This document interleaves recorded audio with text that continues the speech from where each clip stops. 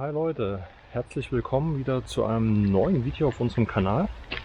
Wie ihr es schon im Hintergrund sehen könnt, befinden wir uns an einer neuen Location, die A was mit Bergwerken zu tun hat und B auch mit dem Zweiten Weltkrieg.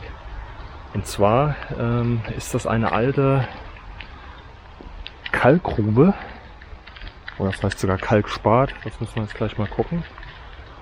Und ja, man hat eigentlich hier Kalkstein abgebaut und im Zweiten Weltkrieg hat man einen Teil dafür als Uferlagerung nutzen wollen.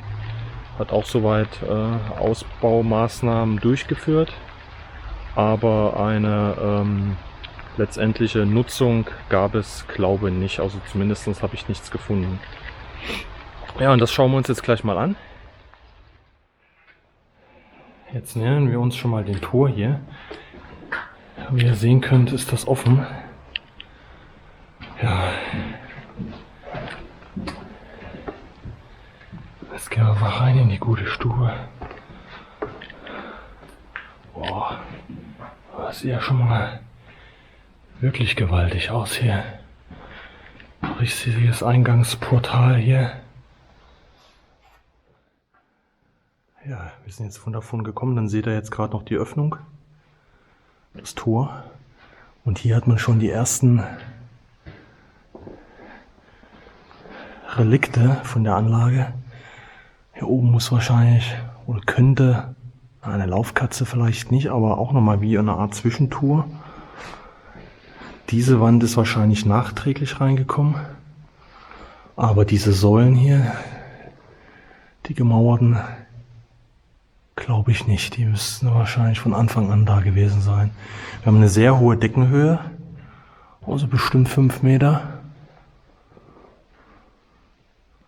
Ja, und hier zweigen sich schon die ersten Strecken ab. Ja, gehen wir mal rein.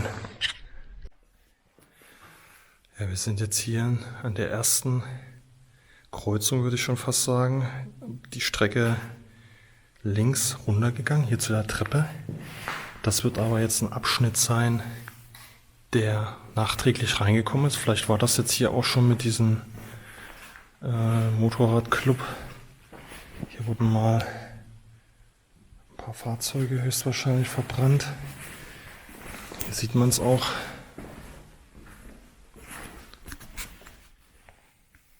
Ja, hier sieht man mal eins dieser Fahrzeuge. Das ist ein älteres. Ich weiß jetzt gar nicht, welches Fabrikat das mal gewesen ist. Sieht so ein bisschen aus wie, boah, ich weiß nicht, könnte ein Trabi oder sowas sein? Nee. Volvo, Lada, irgend sowas. Ich kenne mich dazu schlecht aus mit Autos, gerade ältere. Ja, die sind auch einige Europaletten verbrannt worden. Oh je. Also hier kann man sich richtig verirren. Unten sind, glaube ich, noch Stahlträger oder sogar Gleise. Ich will jetzt erstmal nicht so durch die Weltgeschichte laufen, sondern mich irgendwie ein bisschen strukturierter hier durchbewegen. Sonst wird das, glaube ich, nichts. Ja, auch hier haben wir jetzt solche alten Karren, auch wieder total ausgebrannt. Das wird wahrscheinlich das gleiche Modell gewesen sein wie davor. Sieht auch so ein bisschen aus mit den Aufklebern, als ob das vielleicht sogar ein Rallye-Fahrzeug oder sowas gewesen ist. Ja, und dann nochmal so einen älteren Transporter, so ein Caddy. Auch hier, man sieht es ja schon an den Reifen, irgendwas Älteres. Ja, das ist so richtig Endzeitstimmung einfach, ne? Überall zweigt sich das hier ab. Und das nicht mal eben für ein paar Meter, sondern richtig weit. Also man kommt mit dem Licht gar nicht bis hinten hin. Das ist krass. Ja, und hier sind schon wieder die nächsten Fahrzeuge. Also Fahrzeuge haben die hier im Nachhinein echt eine Menge reingeschleppt. Und das wirkt jetzt total surreal. Und das sind halt auch wirklich alte Fabrikate. Keine Ahnung, vielleicht aus den... Wie gesagt, ich bin so schlecht. Also mindestens 80er. Mindestens 80er. Aber ich würde eher sagen noch älter. Also ich habe sowas nur gesehen mal in Schweden auf so einer Art Autofriedhof. Da waren genau solche Fabrikate auch. Ja, hier, das ist wirklich eine ganz alte Kiste. Ganz alte Kiste ist das hier.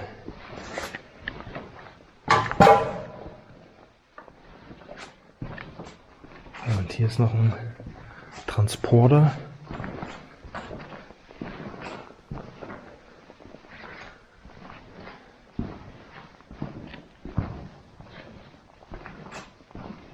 Auch absolut komplett ausgeschlachtet.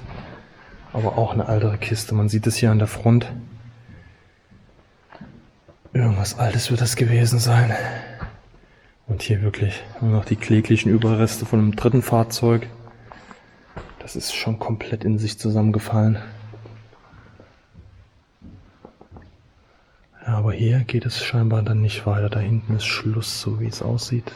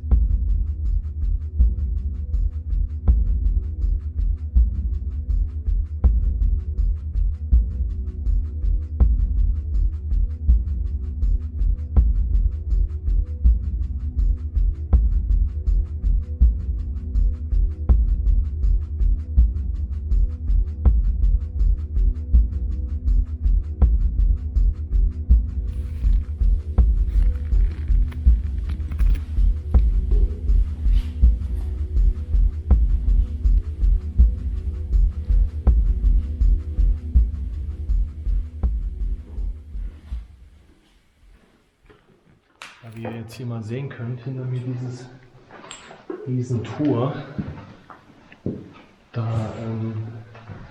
hat man mal so ungefähr eine Größenvorstellung. Also hier sollten damals von der Firma Renk, die gibt es auch heute noch, Getriebe für Panzerfahrzeuge, Panzer und Zahnräder weiter produziert werden unter Tage. Ja, aber hat nicht geklappt, aber man sieht halt aufgrund der Dimension des Ausbaus auch, ja, dass das schon eine ganz große Nummer hätte werden sollen. Ne?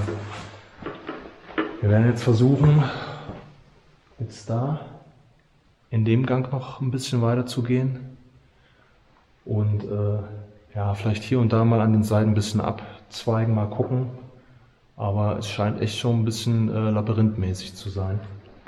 So, hier in so einer Nebenstrecke habe ich jetzt was gefunden, was ein bisschen merkwürdig aussieht.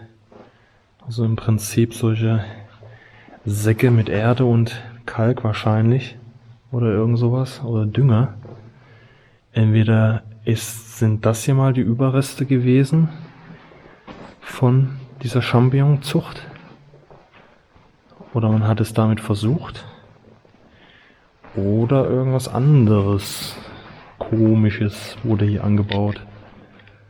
Hier ist auch noch irgendwie so ein Teil von der Sprenkleranlage. Ja, aber Pflanzen ist ja unmöglich, da muss man ja Licht haben. Also könnte ich mir vorstellen, dass das jetzt hier was mit der Champignonzucht zu tun hatte. Ja. Hier sind überall in den Nischen solche halben Säcke gefüllt. Aber ich weiß halt nicht, ob das funktioniert hat. Zumindest hat man den Aufwand betrieben. Ja. Schon interessant irgendwie.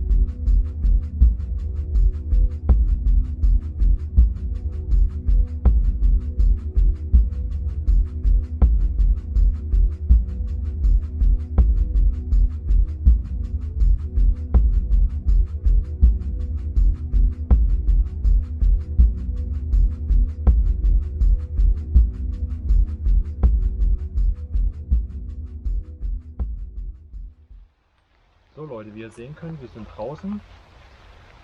Das war echt eine riesige Anlage, eine riesige Grube und wir haben hier wirklich nur einen Bruchteil erkundet.